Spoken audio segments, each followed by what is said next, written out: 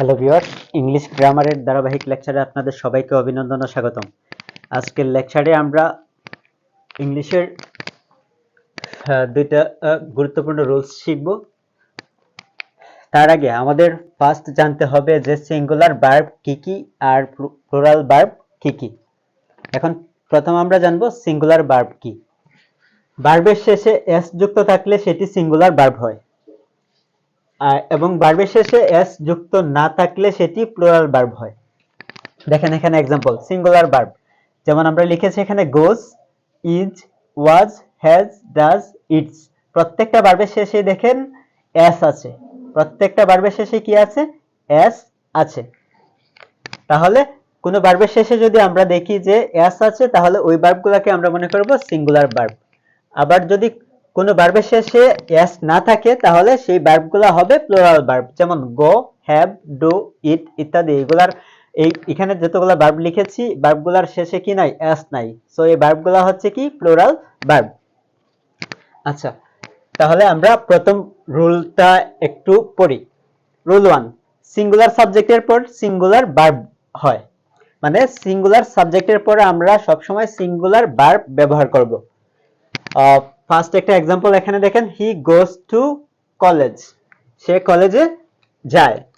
এটা present indefinite tense. Present indefinite টেন্সের subject যদি থার্ড পারসন সিঙ্গুলার নাম্বার হয়, তাহলে ভার্বের শেষে এস বাই এস যোগ হয়।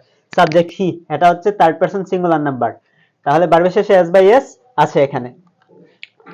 আচ্ছা, আমরা যদি সাবজেক্টটা সিঙ্গুলার বসাই, হি এটা সিঙ্গুলার সাবজেক্ট, সিঙ্গুলার সাবজেক্ট, তাহলে ভার্বটাও সিঙ্গুলার হবে, সিঙ্গুলার ভার্ব। আশা করি বুঝতে পেরেছেন এখানে।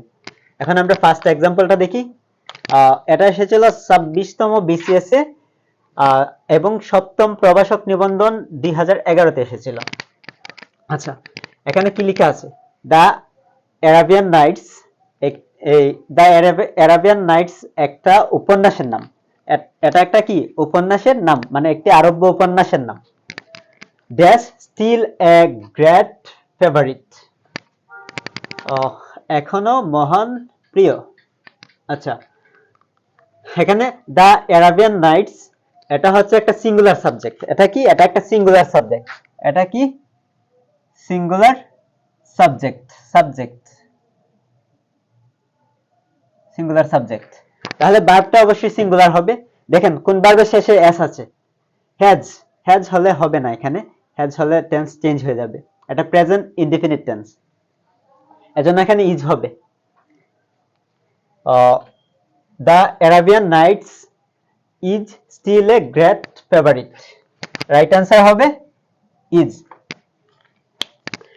মানে অ্যারাবিয়ান রাত এখনো একটি মহান জনপ্রিয়। আমরা কি করব? সিঙ্গুলার সাবজেক্টের পরে সিঙ্গুলার ভার্ব বসাবো।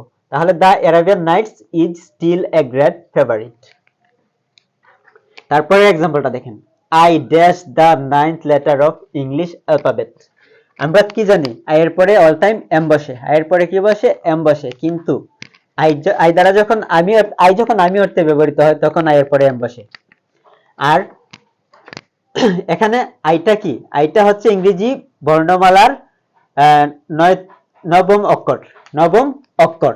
সো আইটা এখন আর ফার্স্ট পারসন সিঙ্গুলার নাম্বার না, এই আইটা হচ্ছে এখন third person singular number.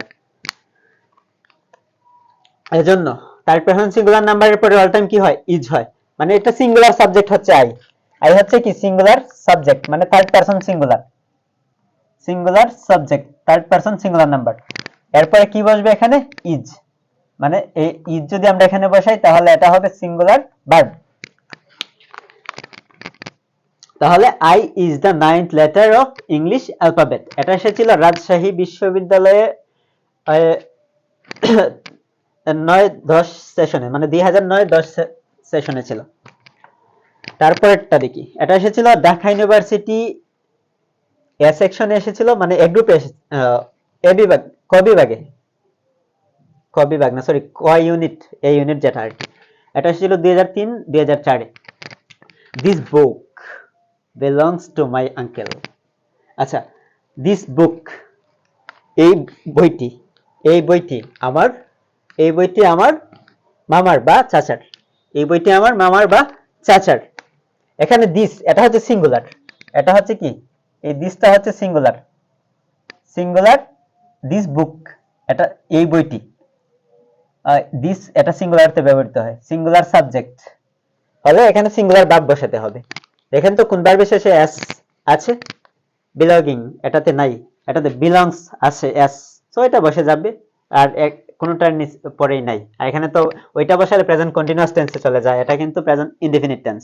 This book belongs to my uncle, এই বইটি আমার মামার জন্য, বিলংস জন্য অর্থে ব্যবহৃত হয়। আশা করি এই পর্যন্ত সবার ক্লিয়ার। তাহলে এটা রাইট অ্যান্সার হবে কোনটা? বিলংস। তারপরে রুলসটা দেখেন, এইভাবে এই রুলস গুলো হতে কিন্তু জব পরীক্ষায় অসংখ্য এক্সাম্পল এসেছে। আমি জাস্ট সহজে বোঝার জন্য কয়েকটা এক্সাম্পল দিয়ে রাখছি, আর বাকিগুলো আপনারা নিজে করতে পারবেন যদি এই ক্লাসটা মনোযোগ সহকারে বুঝেন। আচ্ছা, তারপরে রুলে দেখেন, প্লুরাল সাবজেক্টের পর প্লুরাল ভার্ব হয়। আর আগেরটা কি ছিল? সিঙ্গুলার সাবজেক্টের পর অল্টারনেট সিঙ্গুলার ভার্ব হয়, আর এখন হচ্ছে প্লুরাল সাবজেক্টের পরে প্লুরাল ভার্ব হয়। দেখেন এখানে একটা এক্সাম্পল দেওয়া আছে, দে গো টু কলেজ, তারা স্কুলে যায়। দে, তারা, এটা হচ্ছে থার্ড পারসন প্লুরাল নাম্বার, তাহলে এটা হচ্ছে প্লুরাল সাবজেক্ট, পিএস লিখে রাখলাম। আচ্ছা, প্লুরাল সাবজেক্ট হলে ভার্বটাও প্লুরাল হবে। ভার্বটা কি হবে? প্লুরাল, প্লুরাল ভার্ব, বি দিয়ে দিলাম। আচ্ছা, এখন প্লুরাল সাবজেক্ট এর পরে কি বসাতে হয়? প্লুরাল ভার্ব বসাতে হয়। হ্যাঁ, একটা এক্সাম্পল দেখেন, এটা ছিল ঢাকা ইউনিভার্সিটি বি ইউনিটে 2006-07 সেশনে ছিল। তারপর আবার রাজশাহী ইউনিভার্সিটিতে ই ইউনিটে এসেছিল 14-15-তে। দিস, আগের দিস, এটা টিএসআইএস দিস, এটা কিন্তু singular, third person singular number. আর এখানে টিএসইএসি দিস, এটা হচ্ছে plural, third person plural number. আর যাদের নাম্বার পার্সনের সমস্যা আছে, আমরা পরবর্তীতে একটা ক্লাস দিব, বেসিক ক্লাস, ওই ক্লাসে বিস্তারিত বুঝিয়ে দিব। আচ্ছা দেখেন, this grapes does sour, taste sour, এখানে এই আঙ্গুরগুলোর স্বাদ টক। দিস গ্রাপস টেস্ট সোর, মানে এই আঙ্গুরগুলোর স্বাদ টক। এখন দেখেন, এটা হচ্ছে প্লুরাল সাবজেক্ট, যেমন এখানে আছে কি, দিস গ্রাপস, এই আঙ্গুরগুলো, তাহলে plural subject, PS, plural subject. ভার্বটা কি হবে? Plural, plural verb. ভার্বের শেষে এস থাকলে এটা সিঙ্গুলার হয়ে যায়, সো এটা হবে না। আর এটা আর আছে যেহেতু সামনে, এটা প্রেজেন্ট কন্টিনিউয়াস টেন্স হয়ে যায়, এজন্য এটাও হবে না, কারণ এটা আছে প্রেজেন্ট ইনডেফিনিট টেন্সে। দিস গ্রাপস টেস্ট সোর, এখানে দেখেন ভার্বের শেষে এস যদি না থাকে তাহলে এটা হবে প্লুরাল ভার্ব, সো এটাই রাইট অ্যান্সার। রাইট অ্যান্সার হচ্ছে ডি। আশা করি যারা ক্লাসটি মনোযোগ সহকারে দেখেছেন তাদের আর এই দুইটা রুলসে কোনো সমস্যা হবে না। আমাদের পরবর্তী ক্লাসগুলো দেখার জন্য টিটু স্যার ইউটিউব চ্যানেলটি এবং সুপার টেকনিক ইজি টিউশন এই ইউটিউব চ্যানেলটি সাবস্ক্রাইব করে রাখবেন, এবং যে পেজ থেকে ভিডিওটা পোস্ট করা হয়েছে এই পেজটিতে একটি লাইক দিয়ে পেজটি ফলো করে রাখবেন, যাতে পরবর্তী ক্লাসগুলো আমি আপলোড করা মাত্রই আপনারা পেয়ে যান। ধন্যবাদ সবাইকে।